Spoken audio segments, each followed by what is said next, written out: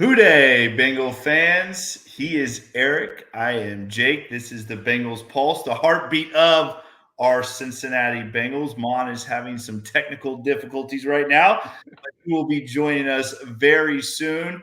Want to thank all of you guys for joining us tonight, jumping on. We really appreciate it. We got a fun show tonight. We're going to be talking a little Ring of Honor. Before we do, though, we're going to talk a little OTAs. Eric, before we do that, I know you're excited. You're Minnesota Timberwolves. Which let me just tell all of our listeners out there, I am not a basketball guy. I do not follow NBA. I have no idea what's happening half the time.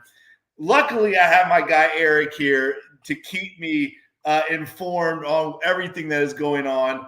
But of course, the one game I watch, Eric, was three, and the Timberwolves obviously lost a close one there. So you got to be excited, though, right? I mean, they're back in it.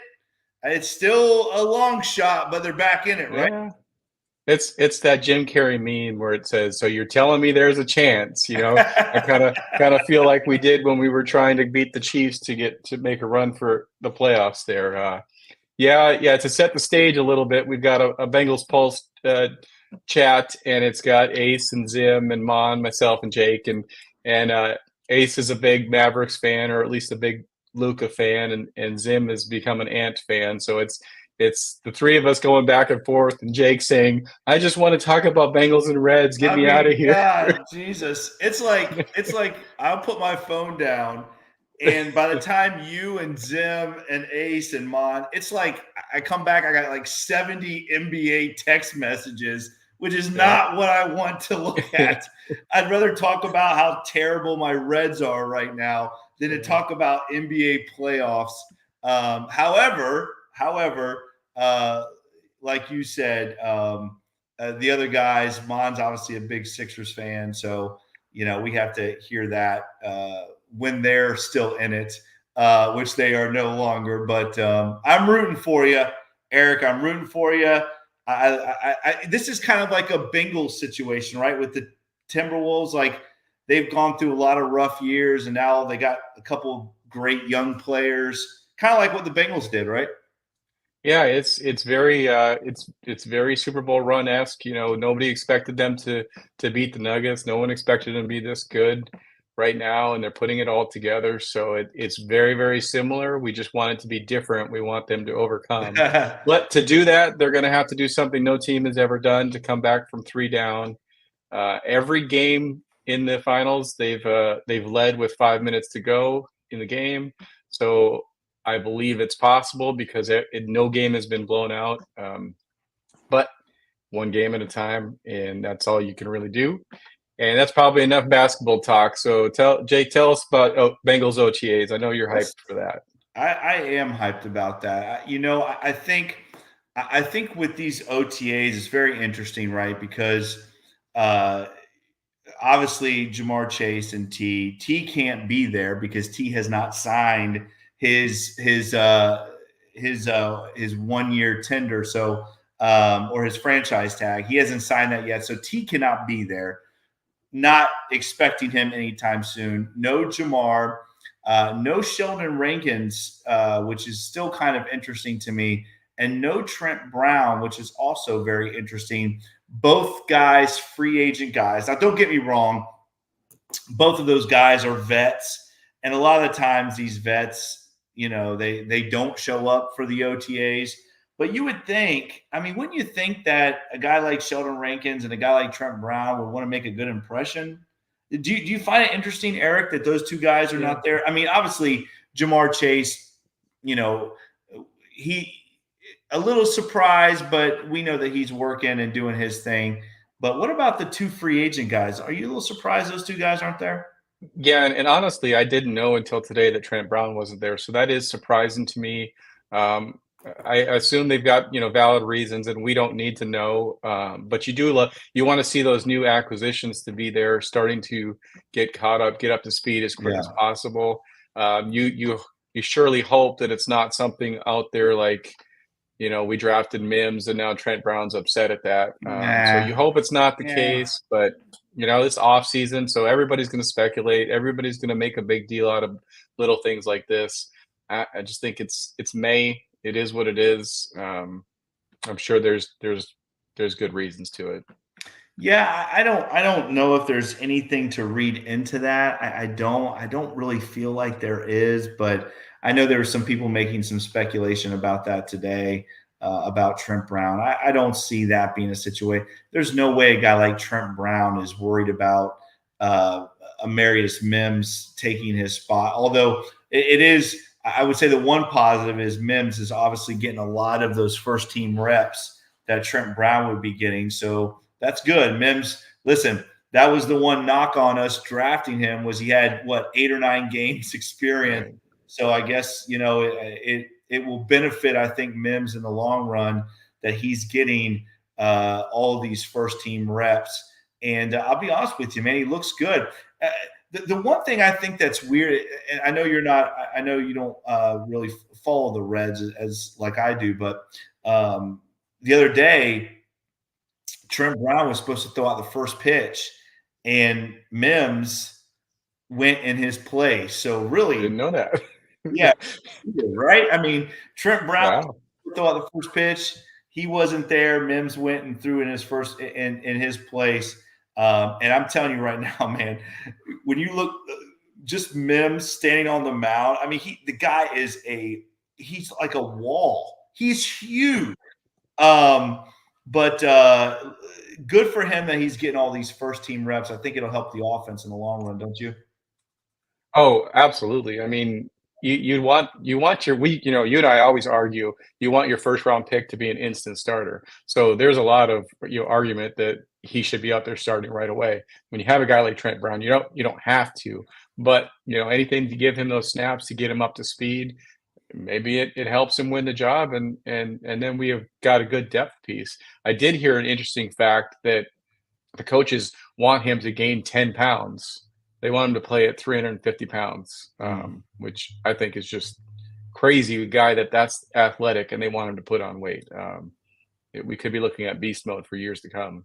Yeah, again, I think nothing but the best. Hooday to all you guys out there. Again, thank you guys for joining us. But yeah, I think that just sets up best situation for Mims getting all those reps. Let's talk a little bit about on the defensive side. Dax Hill getting first team reps at the boundary corner position. Again, very interesting. We heard Zach talk a little bit about it. We heard Lou talk a little bit about it in the offseason. And now we are seeing it into fruition that Dax Hill taking first team reps. And it sounds like him and DJ Turner are battling it out for that other boundary corner position. Are you surprised by that? I mean, I think the one thing that we all thought was, okay, this guy, he'll play some nickel and they'll move him around, but they're actually looking at him as a boundary corner. I don't know how I feel about this, Eric. What do you think? I mean, you want your athletes to play, and that's the only real spot that he's going to have a chance to be out there a lot. So I hope he can do it. He's one of our better athletes. I've heard a lot of chatter about Josh Newton, making some phenomenal plays out there. Dax might not be competing with Turner; he might be competing with Newton. Competition is good, depth is good. Of course. You know, he's a first round pick, but you got to give kudos to the Bengals to not doing what they've done in the past and keeping those guys where they are just because they have an ego and they've drafted him in the first and they don't want to look like they made a mistake. If he's not the safety you thought he would be, try and get him somewhere else. Or, there's always that trade possible. Somebody needs a safety out there, and he's still capable of playing safety in my mind. So, but competition is good. Best Yeah, man. I think it's interesting too because obviously Von Bell. I feel like Von Bell is going to be starting when fall camp rolls around. Von Bell out there right now, and a lot of people were worried about what's going to happen with Battle, but Battle's been getting first team reps along with Geno Stone. So again, we talk about the competition piece, something the Bengals did not have last year, especially on the back end of that defense. I felt like there was no competition really. So now you are, the Bengals at least feel like they're three deep at safety, which is something that we haven't had in a while.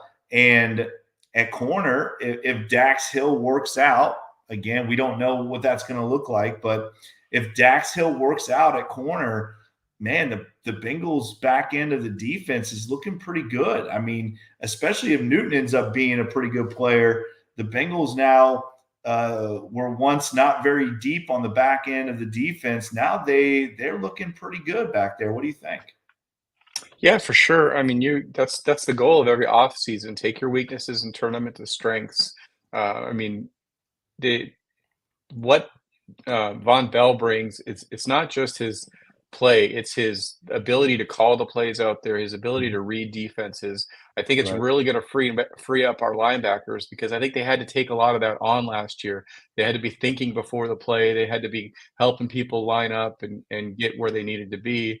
Well, now Von Bell's going to be that guy out there. So even if he's not the most athletic safety in the room, he's the guy that takes that off of your linebackers. So now they can play free and they can go out there.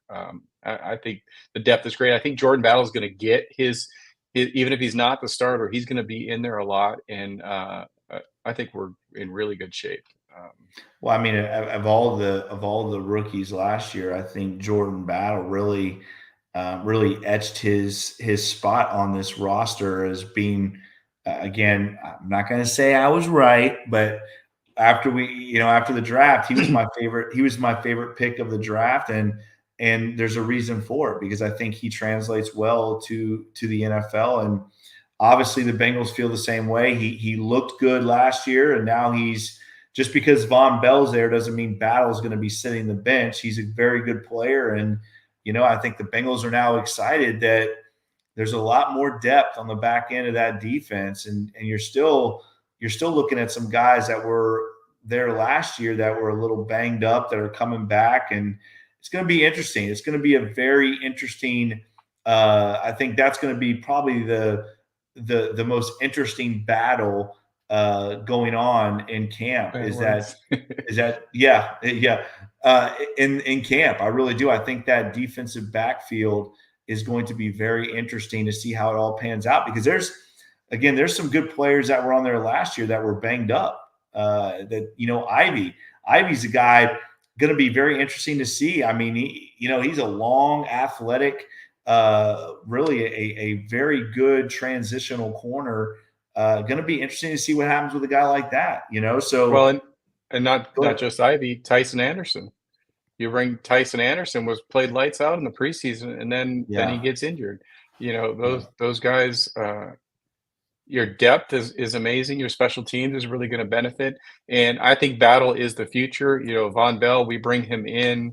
We let the Panthers pay for him essentially. He's basically paying for a 1 maybe 2 years to really contribute. But the biggest contribution he's going to have is teaching all those tricks to Battle. You know, Battle's the future, and anything he can learn is going to be paramount. I think yeah. No, I we agree. might have Mon in audio here, so we'll see if we can bring him on. All right. There he is, Mon. You got us? Hey, What up? what's up, buddy? What's up? Trying to get my internet fixed, conked out right before showtime. So what's going on? So we're talking a little OTAs right now. We just about right before we got to the Ring of Honor, I wanted to talk a little bit about Joe Burrow, but we talked about the back end of this defense and what it looks like now with Dax Hill playing, getting some reps at starting corner, Jordan Battle getting some starting reps at safety. Real quick, Mon, tell me your thoughts on. I just told Eric, I think one of the best battles in training camp is going to be this defensive backfield that was once depleted. Now there's depth, and it's going to be interesting to see how it all pans out. What do you think? Yeah, I mean, I thought it was the Achilles heel of the whole defense last year. Absolutely. Losing Bell and Bates really hurt this team, and we knew it wasn't going to be a smooth transition, but I didn't expect it to fall off a cliff like it did. The miscommunication, the issues with the explosive plays that the defensive backs gave up. They need guidance back there. They need the glue, and I think Geno Stone and Von Bell are going to be that. I heard what you said about Battle. I agree. He's going to play a lot, but I don't think he's going to be a starter. I think that's going to be Von Bell and Geno No. Stone. But Battle's going to play significant snaps. He has a bright future. He'll be the Von Bell of 2024, the following year. I think he's going to become a better player with Von Bell. I do too. Yeah, and I think our linebackers suffered greatly with that situation too, because I think they tried to take over that leadership part. I think they were out of position. I think they were overthinking, and I think the whole defense struggled from that. So we'll see. It's going to be interesting. I'm glad to see them. The OTA remarks, especially from Dan Hort, I've been following that. It's been really exciting. I think our secondary is going to be fine. A lot of young talent back there, and just hopefully we can get that defensive tackle situation figured out. Yeah, we talked a little bit about Sheldon Rankins not being there and Trent Brown not being there, and Mims getting obviously a lot of big snaps. But I want to go back something really quick what we were talking about before with that defensive back. I mean, isn't it nice to last year you watching this football team, and now we're talking about Jordan Battle coming off of the bench. That's a good problem to have, right? I mean, that's a good situation that this defensive back room's in. And with Dax Hill and DJ Turner now looking like they're battling it out for that other boundary corner position, going to be interesting to see how it all works out. But offensively, I want to get your guys' take real quick on the OTAs. Obviously, Joe Burrow looking in mid-season form, looks great out there, spinning the ball. The ball's coming out of his hands great. Very accurate with his throws. Obviously, Jamar not being there and T not being there. A lot of these other guys are getting a lot of valuable reps, right? I mean, we talked about Chuck Sizzle. We talked about Yoshi. Those guys need to step up this year and get better reps. Obviously, Burton's getting a lot of reps right now as a rookie. And our guy, Irwin. Irwin's looking good out there, making some contested catches. What are your guys' thoughts on this receiving core, this young group without Jamar, without T? This time is so valuable right now with Joe, right? Go ahead, Eric. Yeah, no, that's one of the things that's not that big of a hit that T and Jamar aren't there because they have that chemistry. You can do the ramp up in training camp, obviously, with Jamar, and hopefully T signs so there's not that much time and he can get that ramp up. But they have thrown thousands of balls together. This time is really, really crucial for Joe to get on, in rhythm with these new receivers and continue to build on what he did with Yoshi and Charlie Jones. With that thumb injury last year, he started to get in there and then he had to stop. And then I don't think we really got him back in the receiver role. It was more punt returns. So he needs to build up that rhythm and learn how to run those routes. So I think it's bigger for them to be there, and it's exciting, and they need this more than our veterans do. What do you think, Mon? Yeah. I mean, sets and reps are huge, especially for young guys that don't get to play a lot. I think it's just going to make them better players. But yeah, I'm not worried about Higgins. I'm not worried about Chase. Those guys have a lot of experience. They got a lot of chemistry with Joe.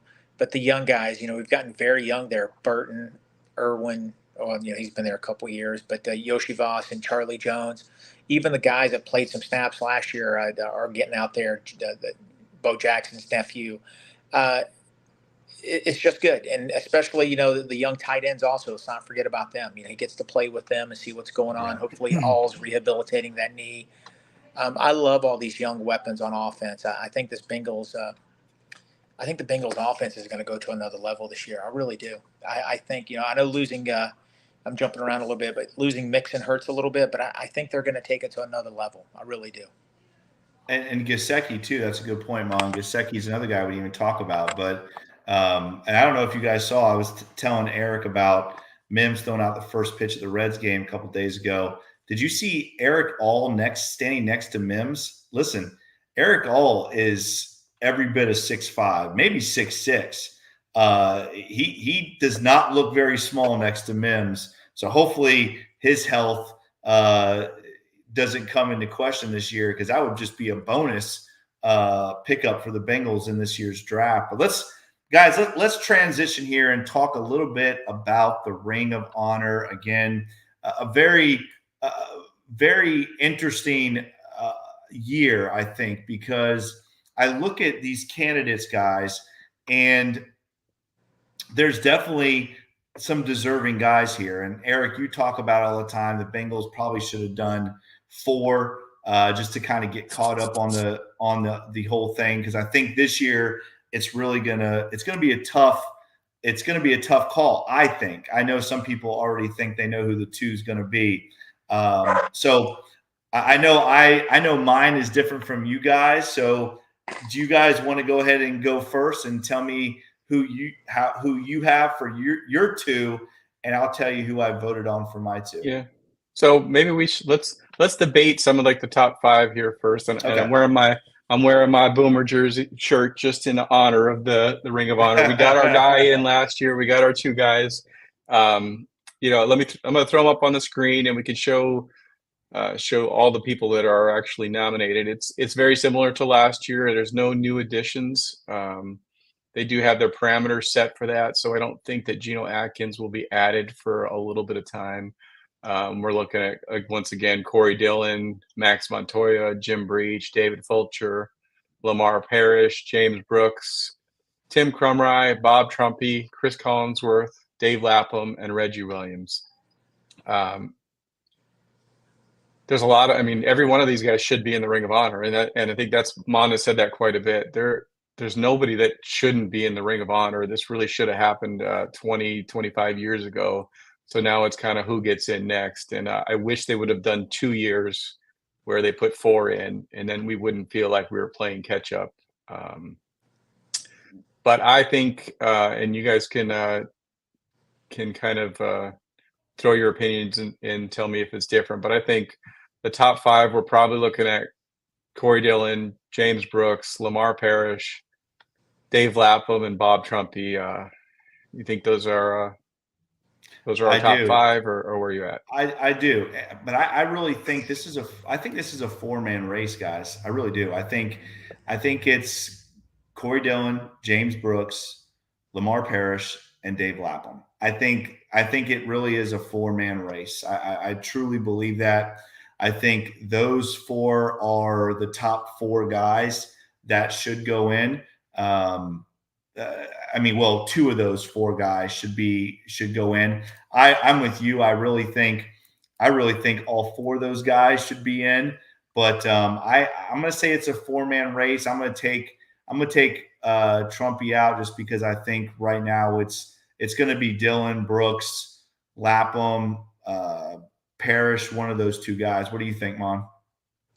I just want to reiterate everything you guys have said. Everybody on that list deserves to be in the Ring of Honor. And, I'm going to be negative here. Shame on the Cincinnati Bengals for only allowing 2 guys. The last thing I want is an older player like Trumpy or Parrish to have a family member go up and accept that jacket. You know what? They need to let 4 or 5 guys in. They have a backlog. It's unacceptable. Every one of those guys is deserving. I'm not a season ticket holder, so I don't have a vote. But I look at it this way. Out of everybody on that list, they're all deserving of Ring of Honor. But I look at 3, maybe 4 that are really deserving of potentially being in the Hall of Fame. I'll give you 3. It's going to be Corey Dillon, Lamar Parrish, and Max Montoya. Those 3 guys, you can make a very good argument they should be Hall of Famers. Lamar Parrish is a no-brainer. Yes. But for some reason, he's just lost in the shuffle. He doesn't even get discussed in the in the room for the senior committee. He doesn't even get discussed. Lamar Parrish is deserving. Corey Dillon is deserving. He's a Hall of Famer. And Max Montoya and James Brooks, he's my all-time favorite Bengal. That guy, if he would have played his whole career in Cincinnati, he'd be a Hall of Famer. But I think it's going to be those 4. And if I had a vote, I would vote for Corey. And I would vote for Lamar also. I would. But I think it should be 4 guys going in. I think the Bengals are dropping the ball, and I think they're better than that. And I think they need to do something about that. But, And I Dave agree. Lapham, and one other thing, I want to say something about Dave Lapham. Dave Lapham was a very good football player, but he's probably the biggest Bengal ambassador on in the cosmos. How could Exactly. he not be in? He should have Exactly. been in last year? And Mon, Yeah. I don't he's want to been forget him, around. but Dave Lapham needs to be in, and they should just say, "Hey, you know what? We screwed up. Dave Lapham's going in. Vote for 2 more."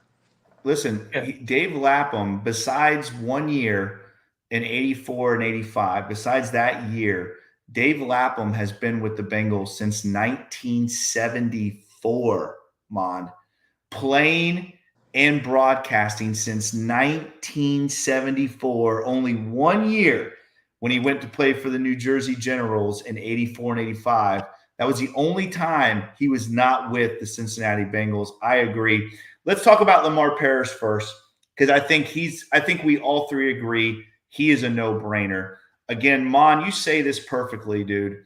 This guy was Dion before Dion. He was the original Deion Sanders. This guy, and again, you guys know how I feel about this. I don't when I'm voting when I'm voting for this as a season ticket holder, I'm voting for what they did in Cincinnati. Yes, Corey Dillon is going to be in the Hall of Fame, no doubt. But I'm looking at what these guys did in Cincinnati. And Lamar Parrish played 8 years in Cincinnati, guys. He played in 105 games, 25 interceptions, 4 returned for touchdowns, 10 fumble recoveries, 3 of those returned for touchdowns. He had 130 punts for over 1,200 yards, 4 of those punts returned for touchdowns. He had 61 kickoff returns, 1,500 yards, and 1 of those returned for touchdowns. This guy had 12 total touchdowns playing defense and special teams. Again, Mon, you said it perfectly. He was Dion before Dion. I mean, 25 picks for this guy. How is this guy? And Eric's got to highlight it here. 47 total interceptions because he played with Washington as well.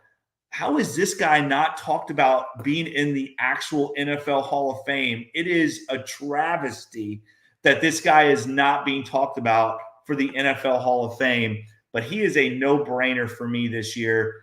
He was one of my votes for Ring of Honor. Yeah, I agree. Listen, Lamar Parrish, when he left, he had multiple All-Pro seasons with the Redskins.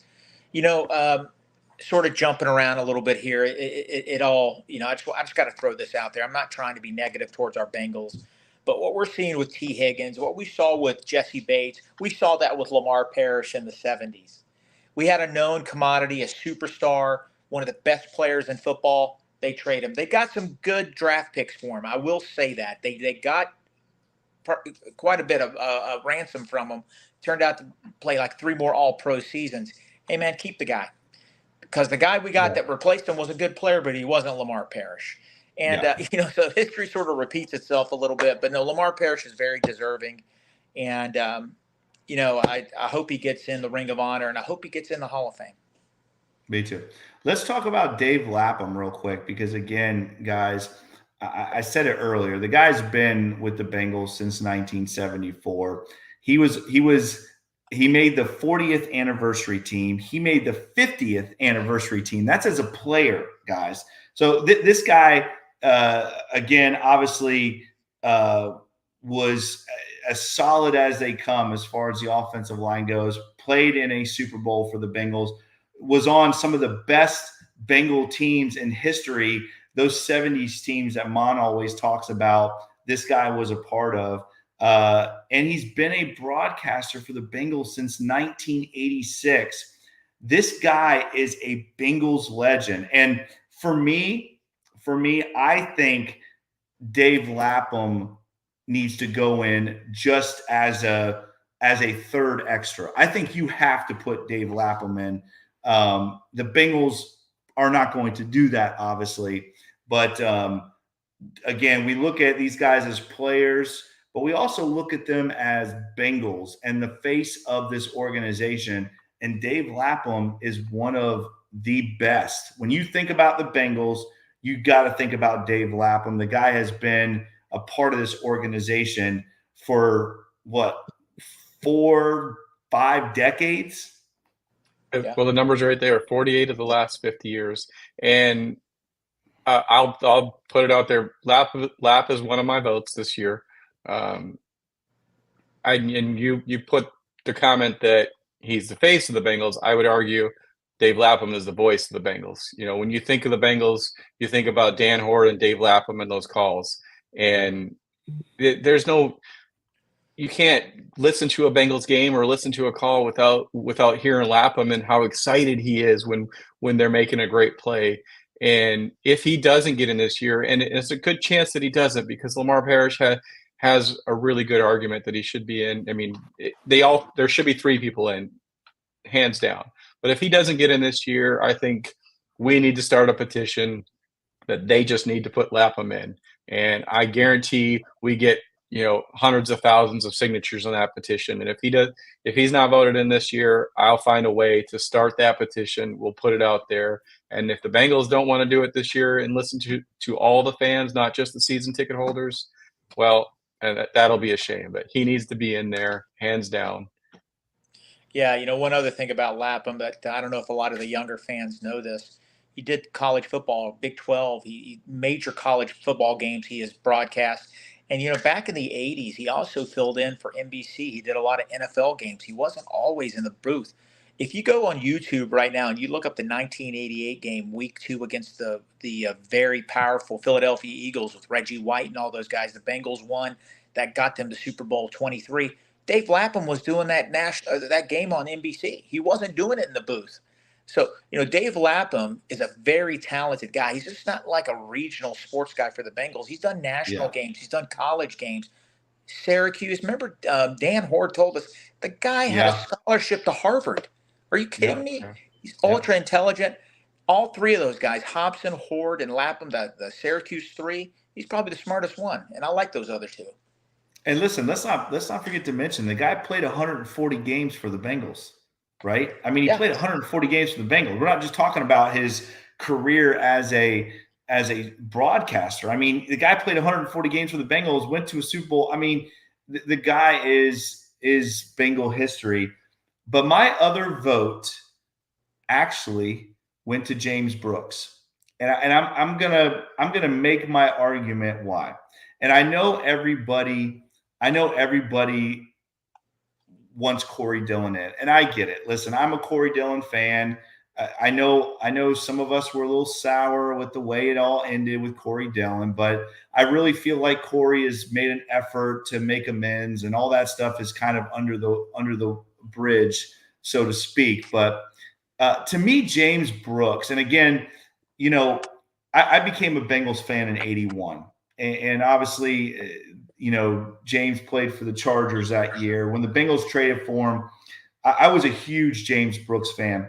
And I don't want people to forget how good James Brooks really was for this organization.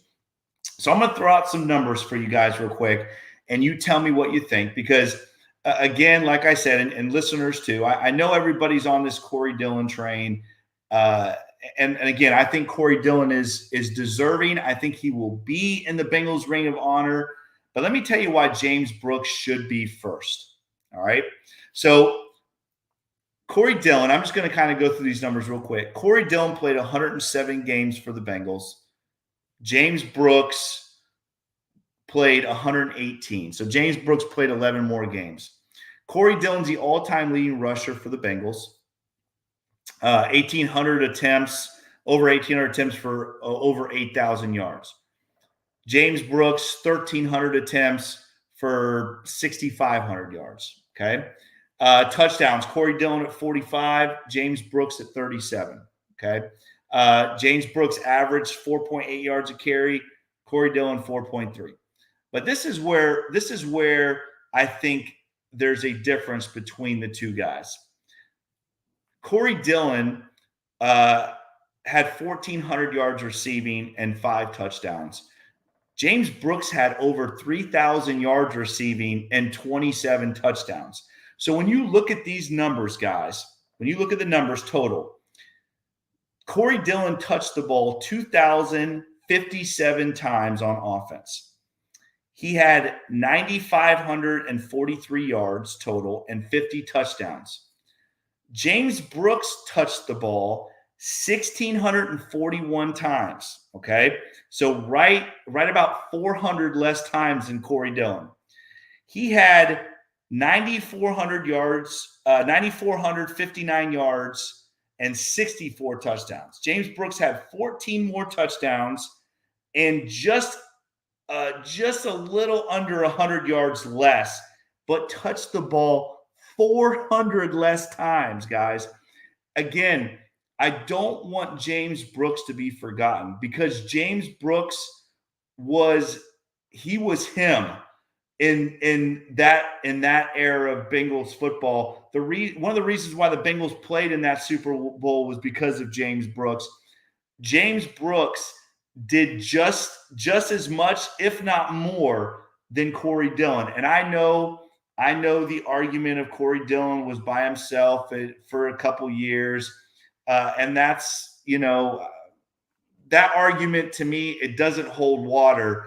What James Brooks did in his career, to me, is just as impressive, if not more impressive, than what Corey Dillon did. I want your guys' thoughts.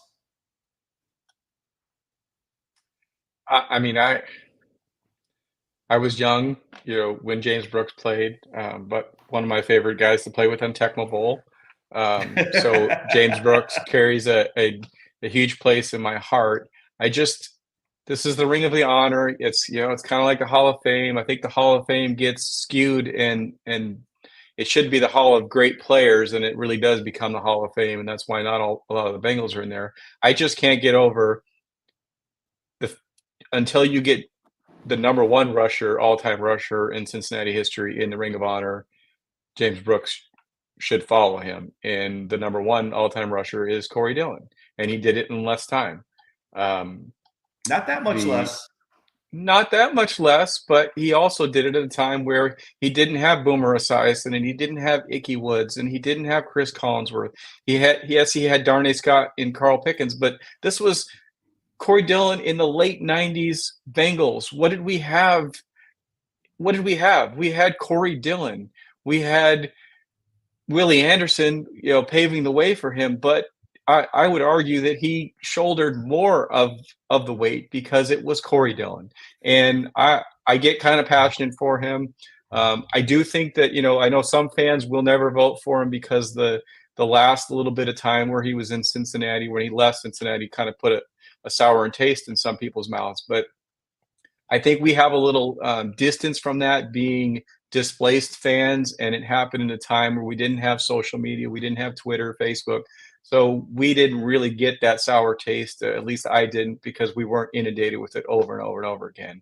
But I just look back, that rookie game when he went and set the rookie rushing record was on my birthday. So Corey Dillon will always hold that in my heart and be one of my favorite Bengals because of that.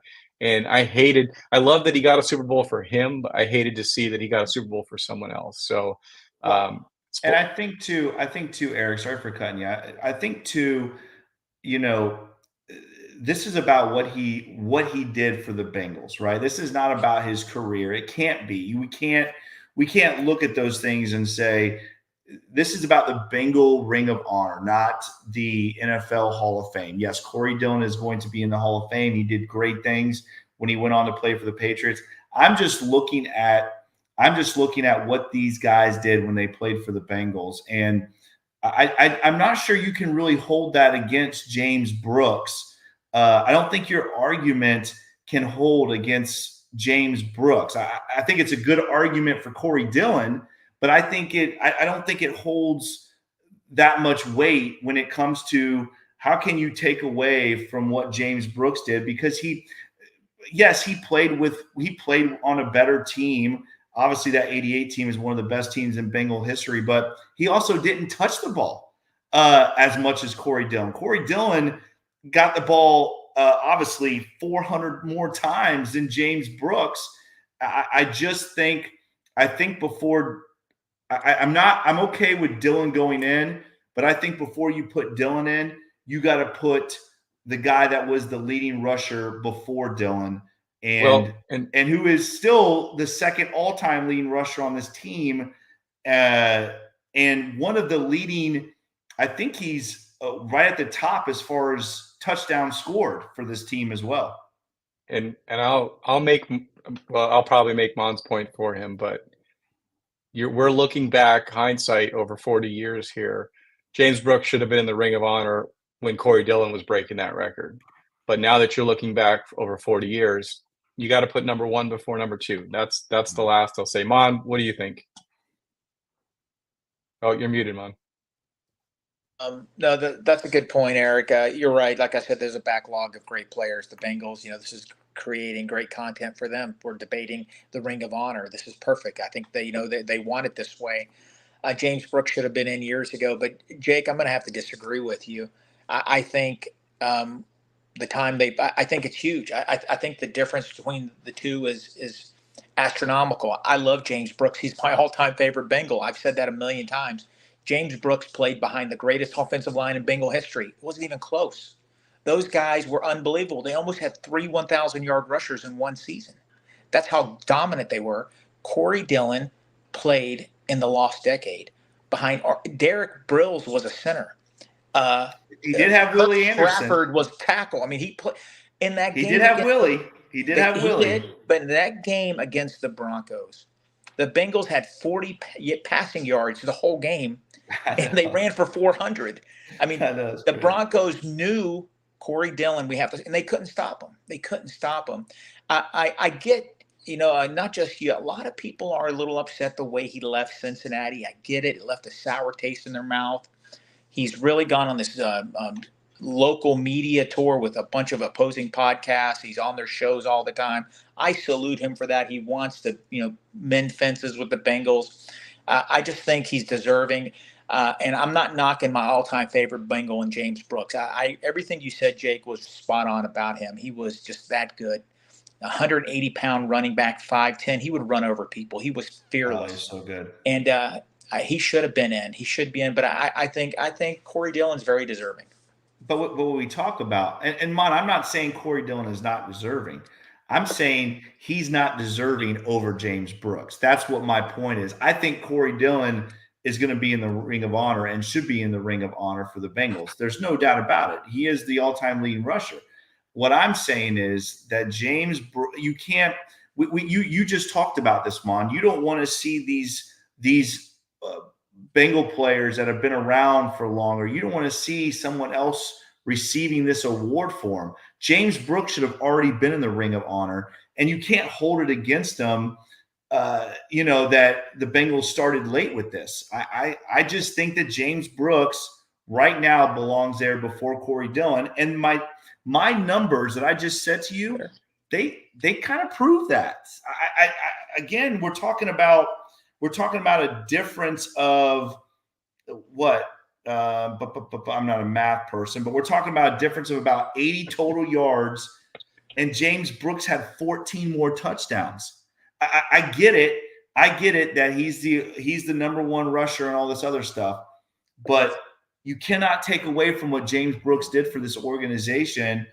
And I just think James Brooks deserves to be in before Corey Dillon. I just do. So they both deserve it. I agree. Both of them do. Right. And I think you're getting back to one of our podcasts from, I think, last year was we're debating Bengals great versus great Bengal. James Brooks is a great Bengal. Corey Dillon has arguably a Hall of Fame career. He's on right out there on the cusp. I know it's adding in what he did after he left, but James Brooks isn't in the conversation for the Hall of Fame. Corey Dillon is. So that's the argument. We all love James Brooks. He's a great Bengal. But that's the argument, though, right? Is that's the reason why we talk about this, because that's what the Ring of Honor is. It's not about what these guys did at other places. It's about what they did in Cincinnati. That's what it's about. What did they do in Cincinnati? Yes, Corey Dillon is one of the great running backs of his time, but James Brooks. What we're talking about, we're debating between those two guys and what they did in Cincinnati. I just told you what he did in Cincinnati, and I would be arguably better than what Corey Dillon did. It is. I mean, you can't not argue that. Numbers don't No, lie. it's an argument and it's opinion. Everybody's entitled to theirs, and so on that, the Ring of Honor voting is weighted by how long you've been a season ticket member. So, do you guys think that's going to skew to the players that have been waiting longer, to Lamar Parrish, to the James Brooks? I hope it does, Mon. Yeah, I hate to say it. I think the older guys are sort of forgotten. A lot of the younger fans, or they're rabid Bengal fans. I'm glad they are. I just don't think they're out of sight, out of mind. I think the Bengals as an organization needs to do something about that. Let's say, hey, this year we're going to two 70s guys, two 80s guys, two 90s guys. Let's get caught up a little bit. I think we could do that. Maybe the front office, maybe Jeff Hobson, maybe some of these guys could classic Bengal highlights from the 70s or 80s. Let the younger people see how dominant they were. I want to say something about James Brooks. James Brooks was, Howie Long once said, he's the toughest SOB in football he's ever played against. Howie Long's a Hall of Famer. He couldn't stop talking about James Brooks, how talented he was. Let's talk about Max Montoya real quick. Yeah. Max Montoya was a late round draft pick, one of the best guards in Bengals history. He left over $500,000, went to the Raiders, became an all-pro, played there for years, and they skyrocketed with him. He was so dominant as a player. He deserves to be in the Hall of Fame. And, not to jump around, when he left the Bengals went in a downward spiral. That's what started the lost decade. It did. And again, they spent multiple draft picks. They had a revolving door of guards trying to replace him. And, I don't know. I think he's deserving. And I think as a whole, they need to let more. I know I sound like a broken record. We need more than 2 a year. We need to get what we need? We need a Ring of Honor, and we need a senior committee Ring of Honor. Two senior committee guys get in every year, and then we get to choose from the rest. That's what we need. I like it. I mean, I'll be honest. I wasn't around, so I don't know Lamar Parrish's skills. These stats are crazy, but I never got to watch him play. So that's where it really gets weighted. When you watch a guy like Corey Dillon go off and set the rookie rushing record, you get emotional around it, and then that's tied to you forever. Yeah. Unless you've experienced it. So yeah, these guys are good. They might linger. Jim Breach needs to be in. He's my kicker growing up, and he needs to be in. But every year that it goes, he's going to be the guy that slips down, because who votes for kickers? And next thing you know, Geno Atkins is going to be up, and AJ Green's going to be up, and then where's Jim Breach? And Jim Breach, all-time leading scorer. Yeah. Don't forget about Bob Trumpy. Bill Walsh. Bob Trumpy was a tight end of today playing in the 70s.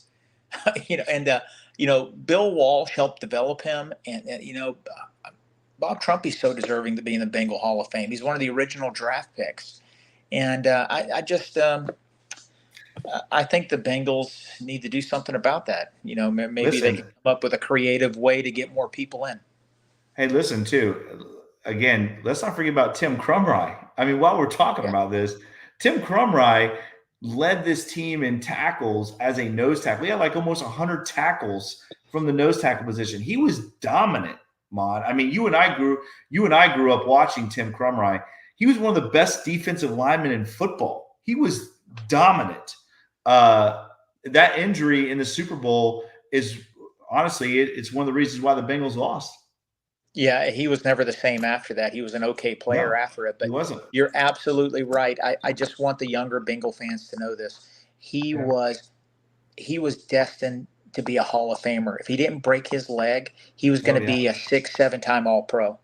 He was that much of a difference maker. I think the Bengals win Super Bowl 23 with a healthy Krumrie and Stanley Wilson playing, because Stanley Wilson was one hell of a football player. And a lot of people don't remember that, but so many what ifs with this organization. It drives me crazy. We'll talk about him next week, Mon, won't we? You want to tease next week's episode? Well, let me just say this really quick. This is my last thing. I'm just throwing this out here. I voted for Lamar Parrish and James Brooks this year. Just to let you guys know, I have not missed a vote yet. Everyone I have voted for has been put into the Ring of Honor. I'm just throwing it out there to the world. Everybody I voted for has made it to the Ring of Honor. So James, hang in there, buddy. Hang in there. I'm working on it. I'm working on it for you, James. Tease it, Eric. I mean, I could say everybody I voted for made it to the Ring of Honor, but they just eventually. I voted for Boomer and Chad. You know, they were the guys. You know, get them in. So and Willie. So, we're close. So to tease next week, this week's episode has been all about the Ring of Honor. Next week we are going to talk about the Bengals Ring of Shame, and we're going to try and not go negative, but talking the Ring of Honor, we got to talking about all those players that weren't as honorable or had a little shame to them. They weren't as successful as players. Yes. They might be honorable men, but they weren't. Yes. Well, yeah, that should be an interesting one. I cannot wait because I know Mon and I. This is going to be fun. This is going to be a lot of fun. Yeah, I'm looking forward to it. We were trying to think of names for it: the Ring of Calamity, the Ring of Dishonor, the Ring of. I didn't like that one. Stuff. It's not going to be. We're going to have a fun episode. I want everybody to join in because it's going to be fun talking about some of the headaches, some of the missed draft picks, some of the players that just didn't pan out. And it's funny. It's funny, Mom, because we started naming names and we're like, man, we should call this the what do we say? We should call it the draft of shame, because it was mainly guys that were drafted. But I got a couple guys that we picked up from free agency that are going to go on my list as well. All right, guys, that is another edition of the Bengals Pulse. As always, if you like this podcast, make sure you like, share, and subscribe to this podcast. Make sure you check us out on all the awesome podcast platforms, Apple, Stitcher, Spotify. As always, if you like this podcast, make sure you give us that 5-star review. We'd very much appreciate that. Follow Mon on Twitter at @TheFireMon. Follow me on Twitter at CoachJakeOwens9. Follow Eric on Twitter at eFlash with 2 H's 88. Follow the Cincinnati Podcast Network on Twitter at CincinnatiPod. And as always, follow the Bengal Pulse on Twitter at Bengals_Pulse9 on Instagram. The same without the @ Bengals_Pulse9.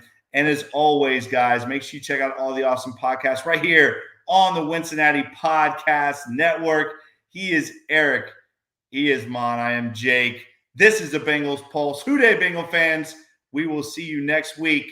Put James Brooks in, guys. Put him in. He deserves it. See you guys. Hooday. Hooday.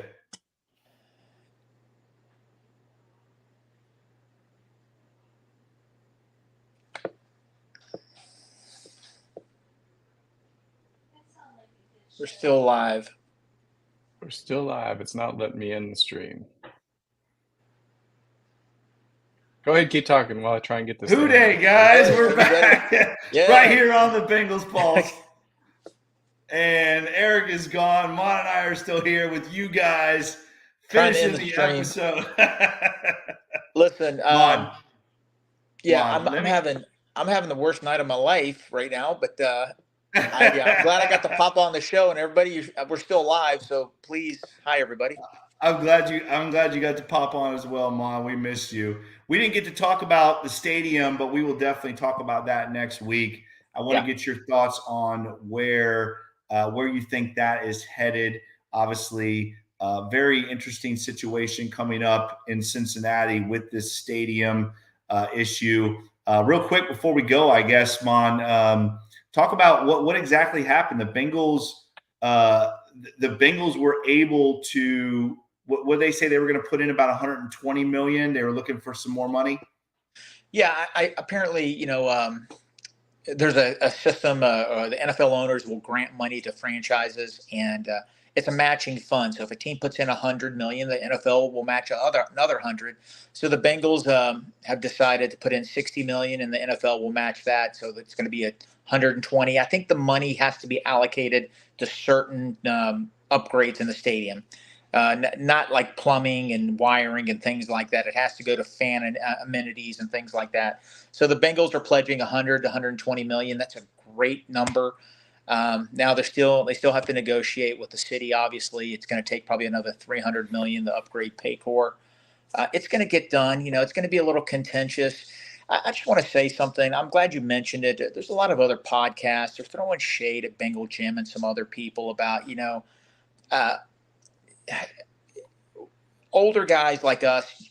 Jake, we remember in the 90s when the Bengals were trying to get Paycor Stadium built, how nasty it got. I don't think the younger fans really realize how close the Bengals were to moving the team to Baltimore. They were Very offered Mike Brown flew to Baltimore, negotiated with the city, with the group there, and they offered him a deal to move the Bengals to Baltimore. He obviously didn't take that deal. Art Modell and the Browns did.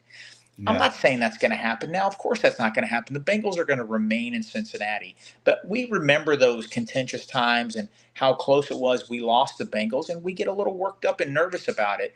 But we still got to come up with about 350 million to get Paycor renovated. There's going to be some curveballs thrown there. It's going to get done, but it's going to be it's going to get negative. It will. So, but Bengals, we got to be ready for it. It's going to be ugly. Hopefully it's not, but Mon, you are in control of the show. So we're going to get out of here.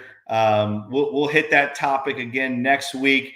Guys, we will see you again next week. Thanks for tuning in. Hoo Day, Bengal fans. We are out. See you guys.